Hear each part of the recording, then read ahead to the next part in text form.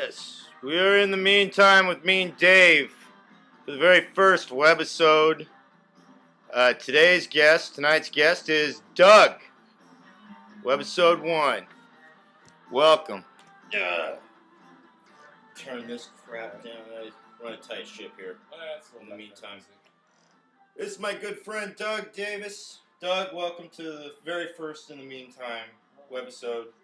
As you can see, it's right there. Thanks for having me. That's what it's going to look like. Right on, man. That's pretty much it. Oh, okay. Real top-notch production value here. But this is the very first webisode extension of In the Meantime with me and Dave. I used to do a podcast on FCC Unfree Radio. Unfree, highly unfree.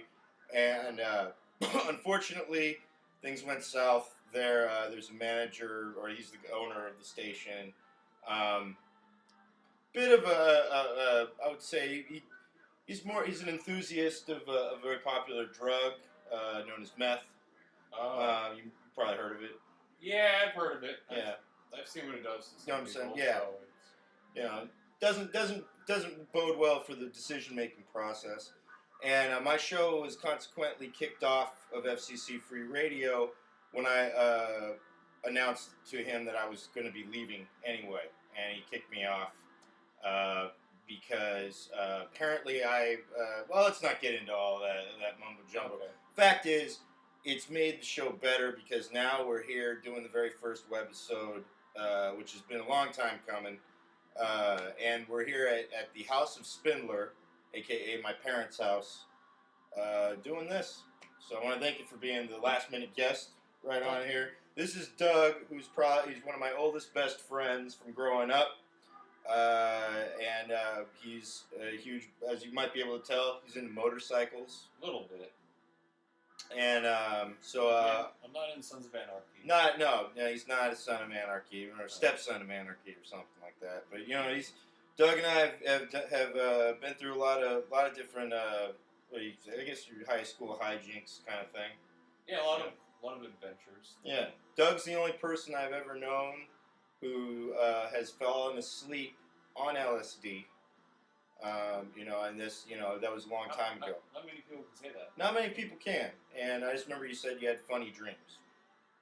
Was that true? Yeah, pretty much. Yeah, so you don't remember too much of that trip? No. No, I remember that was at the old Casa de Spindler. So, but yeah, so we're here now, off drugs. He's going to be enjoying a beer, Bud Light. So it's not really a beer. It's not really a beer. We're not sponsored by anything either, so don't be assuming anything there, YouTube audience. But yeah, the whole reason why we started tonight was because I was supposed to do a gig. I was getting a ride from a fellow comedian who normally I name names. I'm trying to work my 12-step program, so I'm trying not to fucking blast people when they do dumb shit. And somebody was supposed to give me a ride to San Jose. I live in Union City. This comedian, after giving them my address, it was on a voice message. I know people need their text message things these days. They're more visual. You don't do the text? I don't have a phone. So, I got a laptop. That's about it. Okay. Yeah, but I communicate mostly through Facebook. But yeah, I like not having a phone. But I let this person know that where I lived, and it was clearly in Union City. But this person drove all the way to Daly City, or actually San Francisco, before they realized that Daly City is not Union City. Okay. And so consequently, I wasn't able to make the thing I was supposed to do tonight. But in lieu of getting all pissed off about it and just sitting at home and watching porn and old Conan episodes and whatever else, I was like, this is high time to get this show kicked off. So I want to thank you for being the last minute guest. Doug, you've also come to my comedy shows here in Newark. Yeah. At Love at First Slice. You and and I've seen you San Francisco one time, and was that other place? The Purple Onion. That was the old Purple Onion. The old Purple Onion. I saw you in San Leandro. Oh, that's right. At the Englander. Yeah. It was Michael Booker's show. That was a good show there. That was fun. You've been coming to these comedy shows. That's kind of one of those cool things. We got reacquainted a little bit more on Facebook, and then you started coming and checking out these shows. Because I'm gonna be honest with you, not all these comedy shows are all that. What's cool is that you've come to the ones that I think that, in my opinion, are probably the better ones of the bunch. that not knocking any comedy shows out there. They're all great, but some are less great. And it's not to say we're all new at comedians. I've been playing music a long time. Took a long time and playing a lot of shitty bands before my bands got better. Same thing applies to comedy. So, and it's just stand up. So, and Doug is one of the funniest people I've known. So I remember Doug. We went to what is it? Give us. This is an old thing I used to. Give us your life story in 200 words or less up until this point. My life story? Yeah. What I do? Basically, skate through school. Barely made it. Had more fun than anything. I don't know. But then, of course, right after that, I had to start working and been doing that since. And started riding motorcycles back when I was 18. What was your first first motorcycle? I forgot. My first one was like a Suzuki. I bought off of remember Lunchbox? Yeah, that's right. Lunchbox. That was Christian, right? Christian, drummer of a long since forgotten band that nobody's ever heard of called Job. Yeah. I bought a bike off him, and I started riding, and that's been like pretty much my outlet. Mm-hmm. And you've since graduated to Harley Davidsons. Yeah. I believe. That's right. How many bikes at the most? How many bikes have you owned over the years? I think at one point I might have had like 5. I'm down to 5 2 motorcycles, folks. So that's Doug's no pussy. That's what I'm trying to say. He's no pussy when it comes to the motorcycling. You came to one of the I wouldn't say it wasn't exactly a comedy show, but I hosted a toy benefit drive at the Harley Davidson parking lot in San Jose.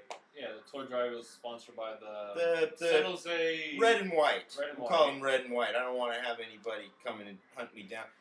Fine people at the Red and White. Here's the thing with motorcycle clubs that I was very impressed with.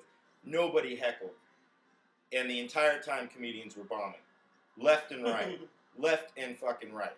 And I had a blast because I love watching comedians bomb, and I got to host it, so I got to have fun making fun of them bombing. And well, I've noticed like sometimes at the comedy shows, like I've always get stuck sitting in the front, and it's like I feel nervous that the comedian's gonna pick on you. They're gonna like use you on the thing, But at that show, it seemed like all the comedians were afraid. They were scared shitless, and my favorite audience were the 2 children. There were 2 youngsters that were sitting right in the front of the stage area because there was a band playing, and then they thought I think it was the dealership who had talked to the producer of the show, and they said, hey, why not have stand-up comedy? Because bikers they love to laugh. And they thought, hey, let's why not have a comedy show after the band? Which I always find comedy goes great after people are ignoring music, and so that's exactly what they want to hear. They want to hear people, especially when it's comedians that they've never heard of, and that have very relatively low experience. Like again, we're all new comedians. We're aspiring comedians. One of the things I've always said: aspiring comedians are the Jehovah's Witnesses of entertainment.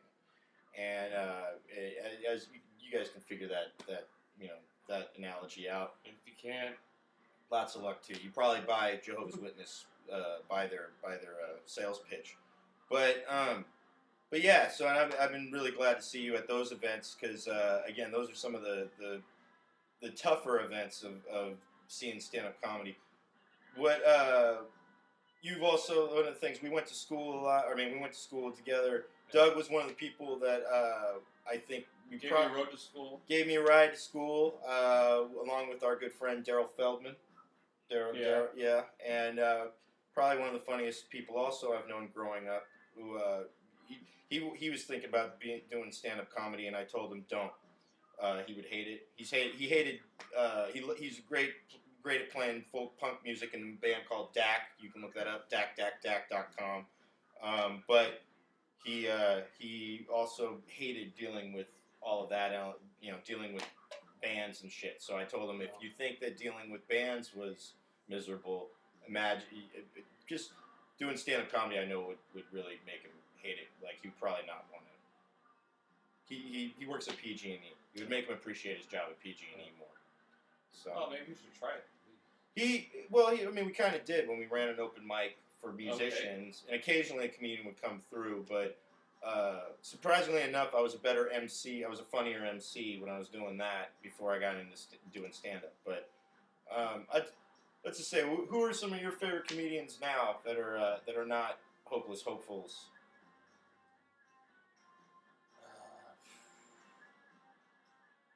A lot of thought was put into this show, by the way, just so you know. We worked this out. This is all improv right now. No, it is not improv. No, I mean, nothing scripted. This is carefully. No, I run a tight ship here, Doug. Okay. And you should know that. I mean, again, chips and salsa. You know, I don't just fuck around in the meantime, in case you didn't notice. But again, let's see here. You work in construction. Yeah, I pretty much do concrete demolition, so I just spend all day breaking stuff. Breaking stuff. Is that fun? To just break stuff for a living? It gets a lot of aggression out. Mm-hmm. It is quite a bit of a workout. And so after work, I just want to do almost nothing. Almost nothing. Pretty much, yeah. So what were some of your favorite places to break concrete at? I've been I think San Francisco Airport was one of the funnest ones. Mm-hmm. We did an elevator pit. Mm-hmm. So I got to walk through the airport terminal carrying a jackhammer. Mm-hmm. And there was security guards. It was after the 9/11 thing. Oh, nice. So that was interesting. Yeah. Was there any security?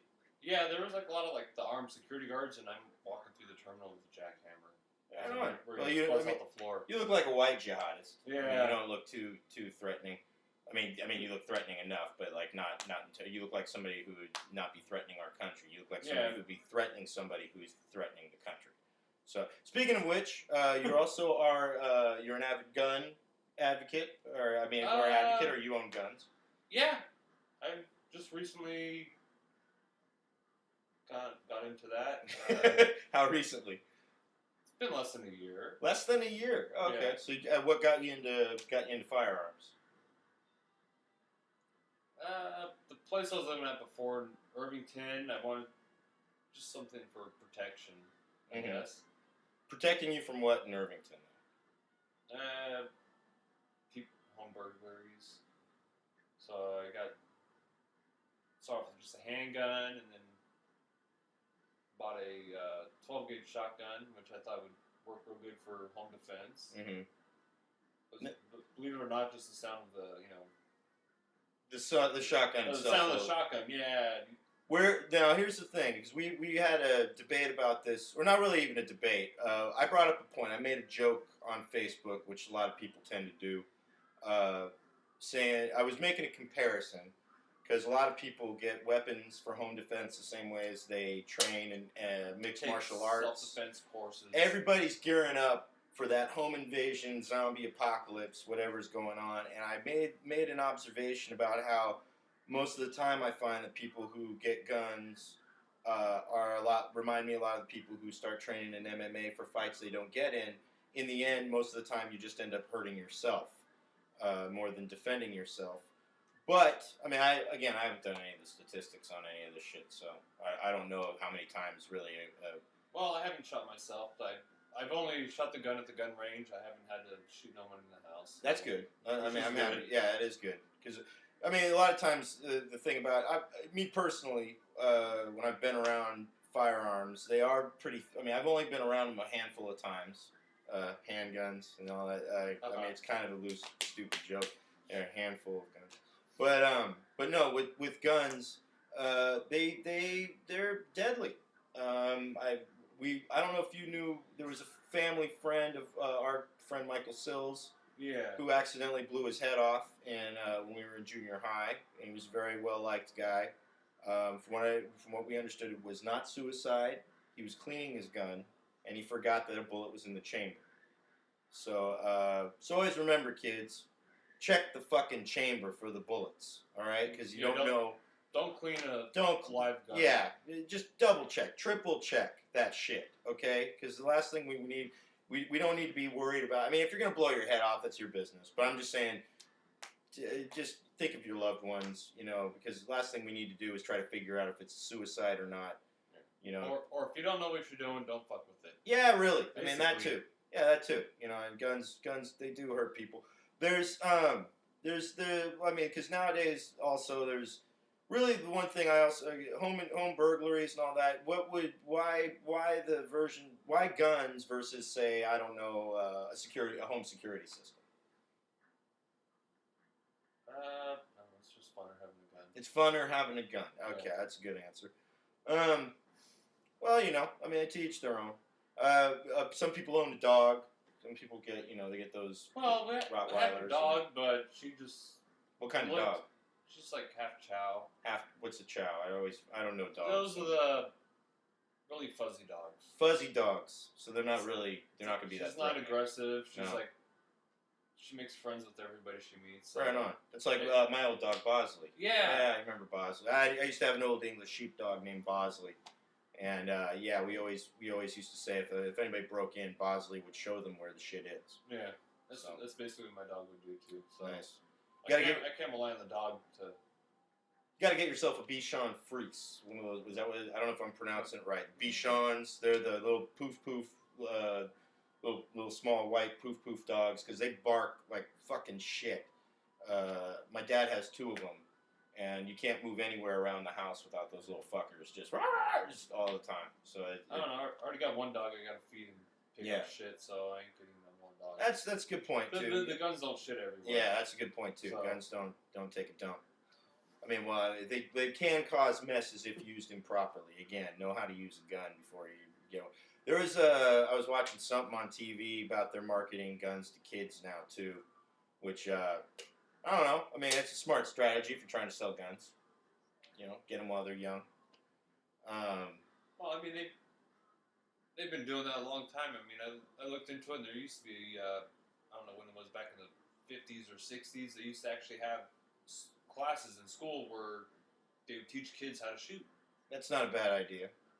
I mean, so there's some kids would actually take guns to school for class. I would, you know what? And nowadays, times have changed because now when they do that, normally they're doing that with ill intentions. I think a heavily armed school of children would probably deter that one lone gunman kid from shooting up the school, because then the kids would fire back. So who knows? Who knows what the solution to all that hubbub is? But again, I'm just glad there's no guns really in the comedy community, because I know plenty of people, based on their jokes, would be very irresponsible with their guns. So, and they probably do own some too. So, yeah, I don't know. I always say that's why there's no comedy clubs in Mexico, because you know what a Mexican heckler sounds like? Bang bang. No, they say close. It's like, you think that's funny? No, that's funny. That's okay. That's why all the Mexican comedians come up to America to work, because they don't allow firearms in a comedy show. At least not yet. I mean, nobody's pulled a Dimebag Darrell and shot a comedian yet on stage, but there's always hope. So, you never know. You never know. Let's see. Well, become infamous somehow, huh? Well, I don't.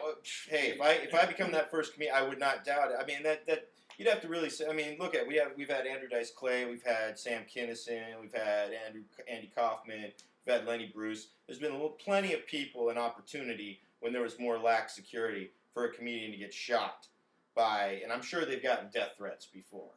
Based on their material. Yeah, and their material and the history of how threatened people were by anything from religion to. But I mean, Larry Flint got shot, for fuck's sake, for including religion in porn. So, that's why he's in a wheelchair. Yeah. So, and if you didn't know that, kids, you should watch the movie The People versus Larry Flint. So. Well, that's also why sometimes women scream, "Oh God, oh God, oh God." Oh God, oh God. You mix like porn. That's true. Well, that's not really. That's mixing sex with porn. But I can get it. It gets a little blasphemous. I mean, it's sex can be that way. Me myself, I try not. I mean, I don't. People, I don't know. Most of the time, I've encountered more moaners. I think there's only been one screamer that I've ever been with, and the whole neighborhood. See, I like my camera now. That's the thing. Now it switches to the planets when it's on so screen. It's still recording? Oh, it's definitely still recording. It's just the computer's bored. The computer's like, okay, I'm gonna look at pictures of space. Oh, by the way, do you believe aliens are demons from hell? That seems to be the YouTube phenomenon now that people are getting all caught up in, is that UFOs are actually not aliens, that they more or less are demons from another dimension. Somebody actually asked me that earlier, like a guy I was working with, about like if I believe in aliens. I'm like, there's something else out there, but I don't think they've come here. That I was thinking about it. I've come to almost a conclusion that Earth is pretty much like the universe is Australia. Remember, like back when the English would send all the prisoners and degenerates to Australia because it was an isolated place? Mm-hmm. I'm thinking, long time ago, aliens did come to Earth, and they brought us here because we were degenerates, and they left us here, and then they split. You know, that's why there's carvings of aliens, and back then they knew they were there, but you know, where else did man come from? That's a good point, because there's a lot of gaps in our genealogy, I guess, or not genealogy, whatever the hell, our evolution. Yeah. So I believe evolution. See, I have a similar. We used to talk about this. I remember when we would hang out when Doug and I were in high school, and I couldn't find any weed. Doug and I would go sit in his car, and we would ponder the unexplainable. And I remember I've come to the conclusion where, similar to that, sort of like there's a reason why, like, movies, they kind of give us little glimpses into our actual past, and that Planet of the Apes is kind of a spoofing explanation for where we came from.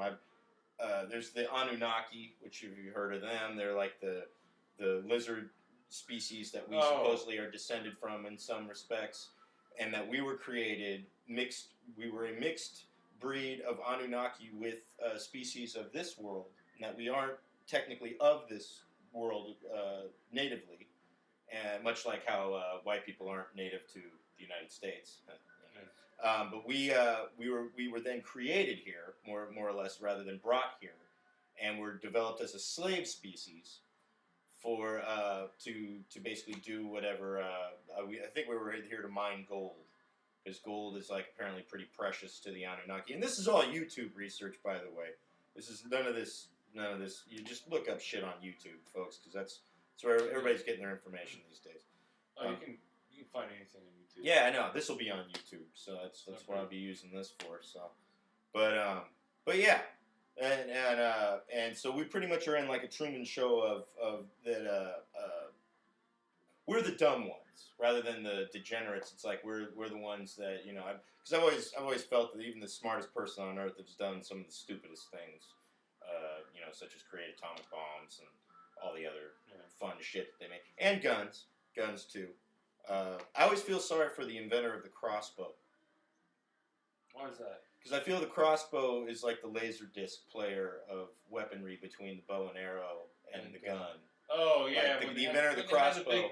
Laser discs Sony came out with. Yeah, I mean, you saw these laser discs. It was the size of records, and you're like, motherfucker, like, wow, it'll play a movie. This shit's gonna be this is obsolete. Better than VHS. This is gonna be obsolete in like 2 weeks, and then sure enough, fucking DVDs came out, and they were, you know, and all this shit's all moving.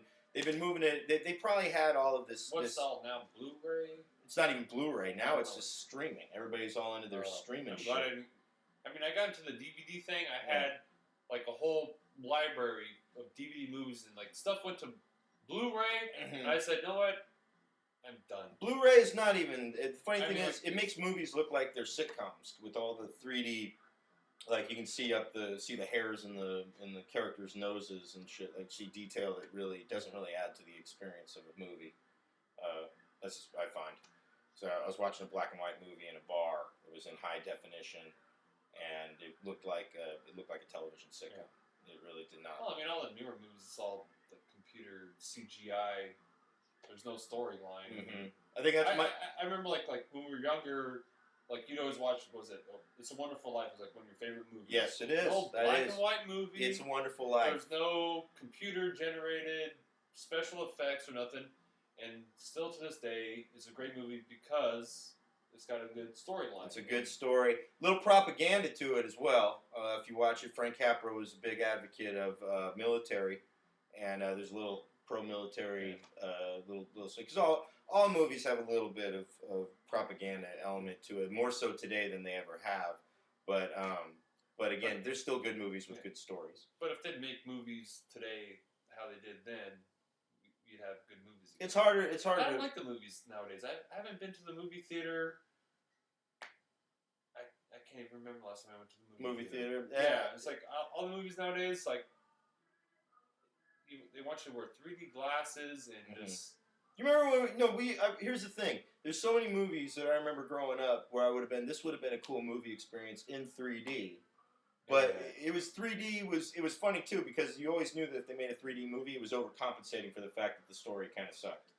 You know, there was pretty much. Yeah, Metal Storm. I remember was a movie that they made in 3D, and anybody who remembers Metal Storm, you remember how shitty a movie that movie was. I forget who even some of the barely known actors that still work today were in that movie. Oh, I remember like going to the theaters watching like Jaws 3 in 3D. Yeah, and that movie blew ass. Oh, I know. Yeah, there was real bad. There was bad Jaws, and but nowadays they throw everything. You know, it's like you can watch. I mean, I'm surprised they haven't adapted so much to 3D. One movie, the movies that they're going to re-release in 3D. I did see one of them in 3D, and I don't think it enhances the story any. But the Hobbit movies, which then again they're going to re-release Lord of the Rings in 3D, which those movies. You know, if you're into those stories, I still say I enjoyed those movies. I like Peter Jackson's filmmaking, even though it is a little, you know, it's a bit much. But yeah, I've never seen The Hobbit, but I've seen like the first 3 Lord of the Ring trilogy, and I was only able to watch those movies once. But then after that, it's like I don't know, it's just too much. It's not too much like special effects. They're good to take a nap to. I mean, it's good movies to fall asleep to because I mean they're long. Yeah, they're long. It's good for nap time. I was gonna say, but yeah, you know those movies. The books. I mean, there's always books. I still read mostly when I'm on the shitter. But do you read still?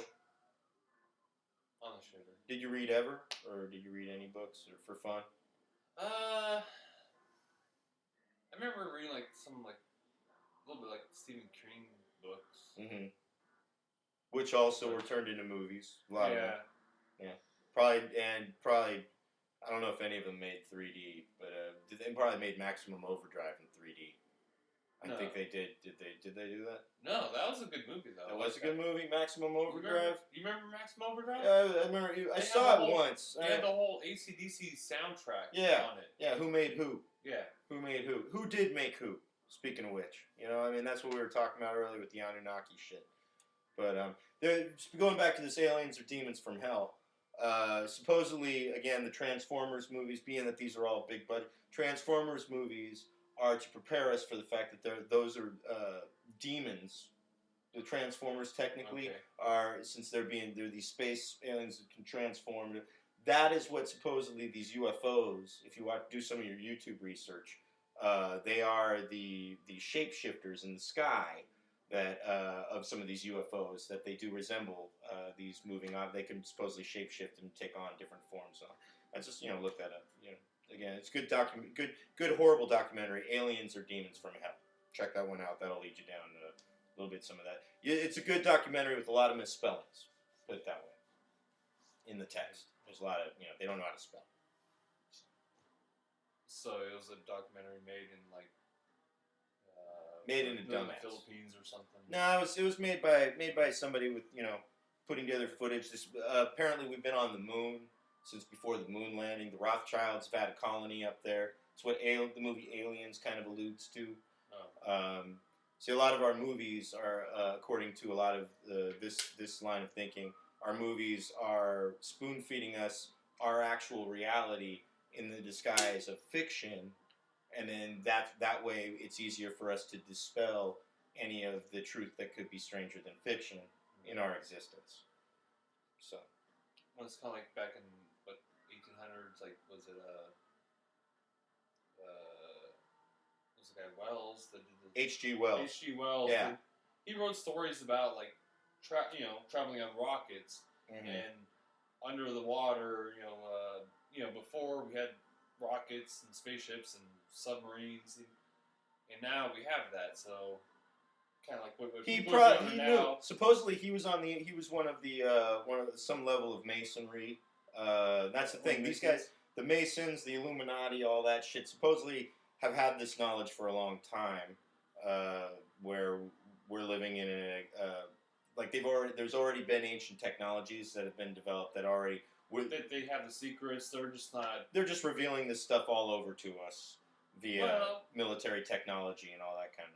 Well, if you got that kind of knowledge, you can't just give everybody all the information at once. Gotta keep, you gotta just give them a little bit at a time. Yeah, exactly. That's what slaves are for. You can't just give them the keys to the castle. You gotta keep them in their fucking cages. Yeah. That's why we're so in love with our pets. Give them a cracker. Here's a cracker. That's why we're so in love with our pets these days, because we have a lot in common with them. So, right on, man. Well, this has been an excellent first episode. How do you feel about it? Doesn't even feel like I'm on TV. No, not at all. Well, you're not going to be on TV. You'll be on the internet. Damn it. The internet. It's not the same. And who knows how many people will really watch this all the way through. And if you have, I want to thank you. But also at the same time, what are you really doing with your life, okay? Because nothing against... No, me and my buddy Doug, this is a good chance for us to always catch up. I love my friend here. He was a big... one of the things about Doug, little known fact about him that you wouldn't tell by looking at him, he used to, before he got into guns, motorcycles and all that, was a huge collector of... Legos.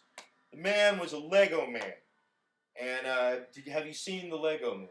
No, I haven't. I've been wanting to, though. You should. I saw it not too long ago. And it actually ties in a lot of all of this stuff we've been talking about. With the interdimensional beings, the control of the Illuminati elements of control of the universe, just a lot of scary shit, and it's for kids.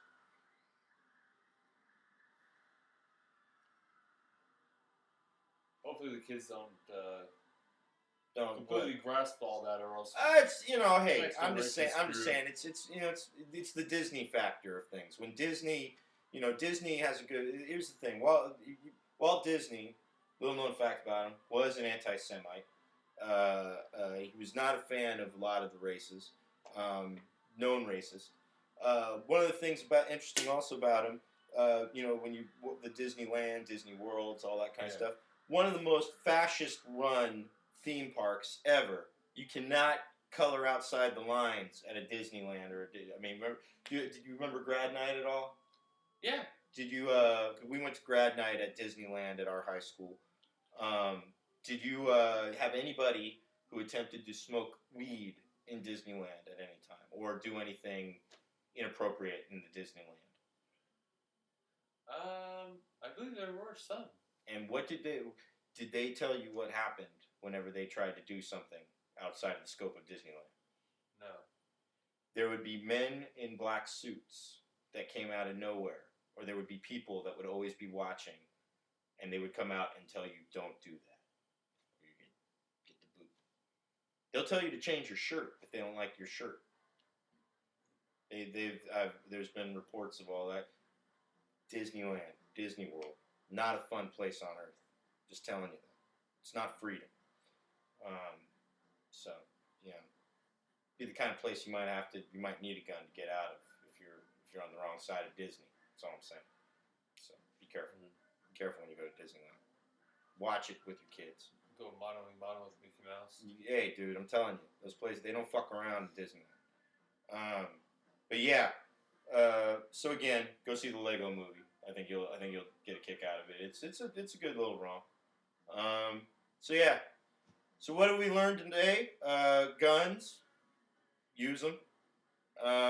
Only if you know what you're doing. Only if you know what you're doing. Either that or get some Legos. Guns or Legos. Yeah. Don't mix the two. Yeah. If you don't know what you're doing with the guns, just get Legos. Yeah.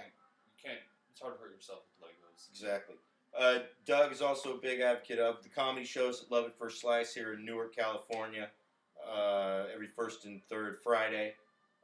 What you give review of that? Of the last show, or just tell. Oh, it's pretty much. You never know what you're gonna expect. There's always new comedians, new people to the comedy. A lot of newer comedians, yeah. Not many bombing. Actually, it's been really good lately. Yeah.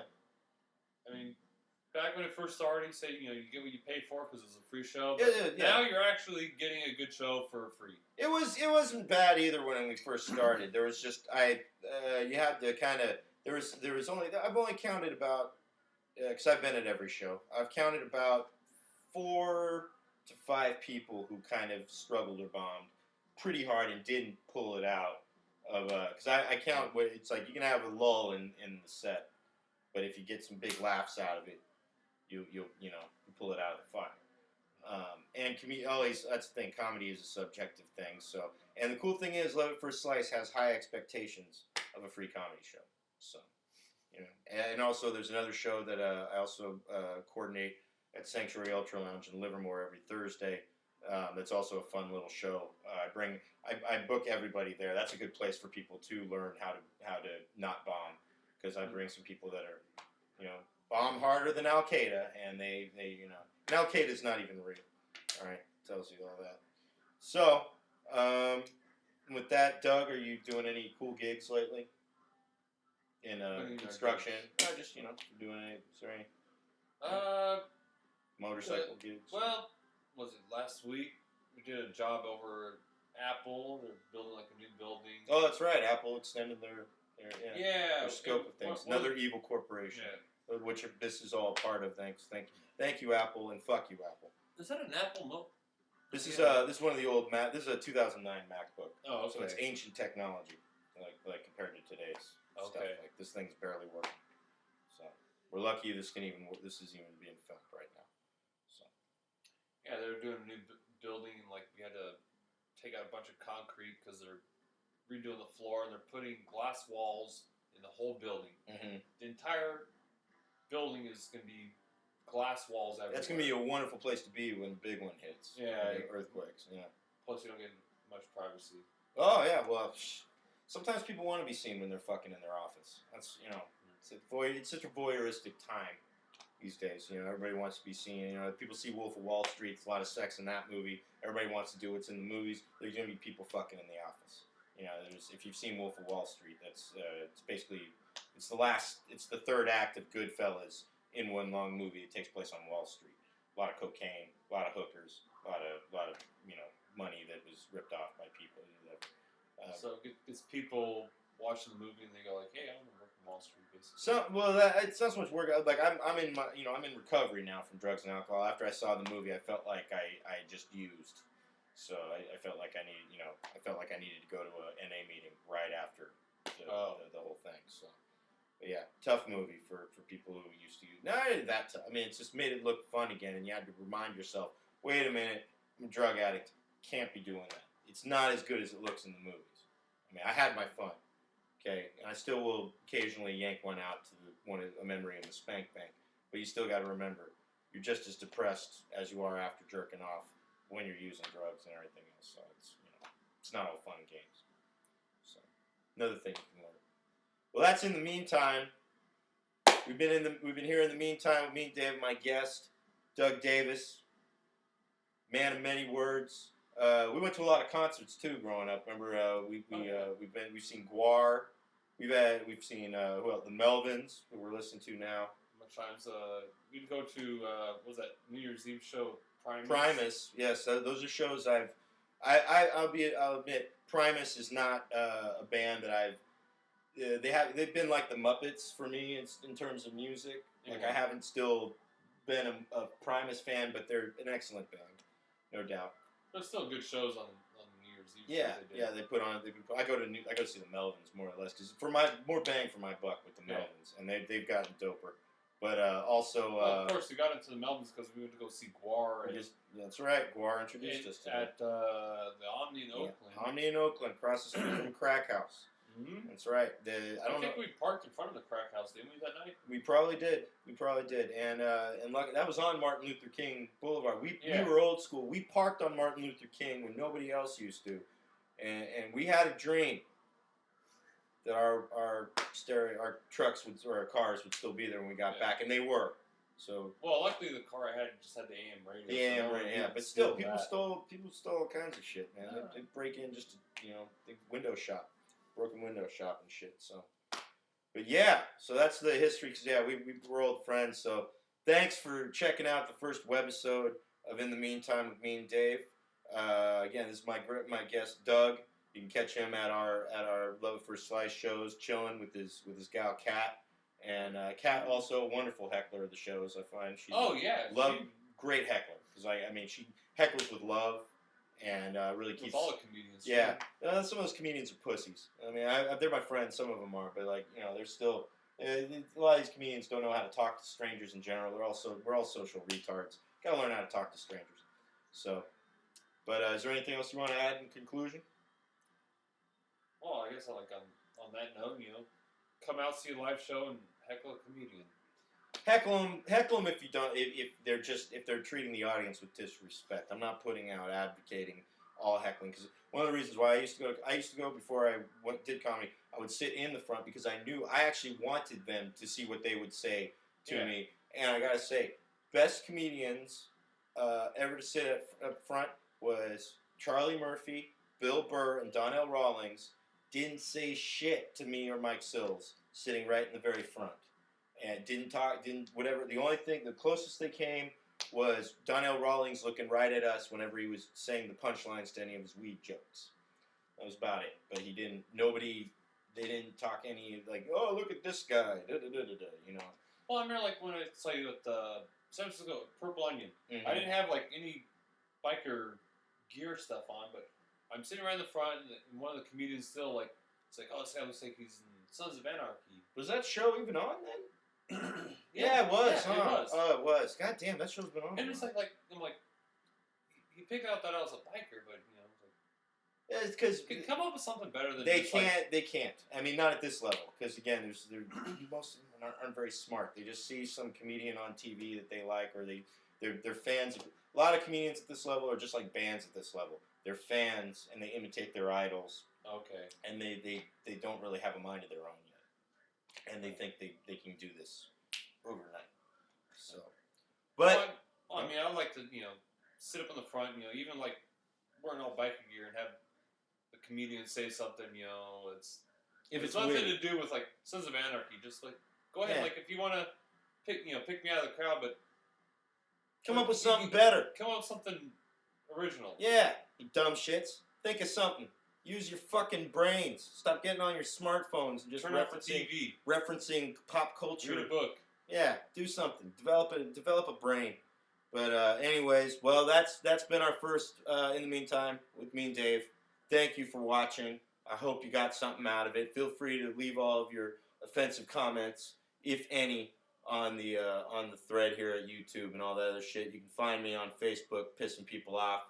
Facebook.com/MeanDave's not here, or I'm never on Twitter @MeanDaveTime. You can find me there. Also, you can click like on the In the Meantime with Me and Dave fan page, which will be resurrected now that we've got the webisode going again. And so there'll be more of these motherfuckers.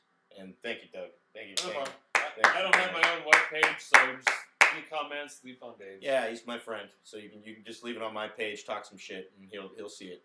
So I'll tag him and all that stuff. So right on, Doug. Thank you for being here, buddy. All right, let's get this fucking show puppy fucking posted now.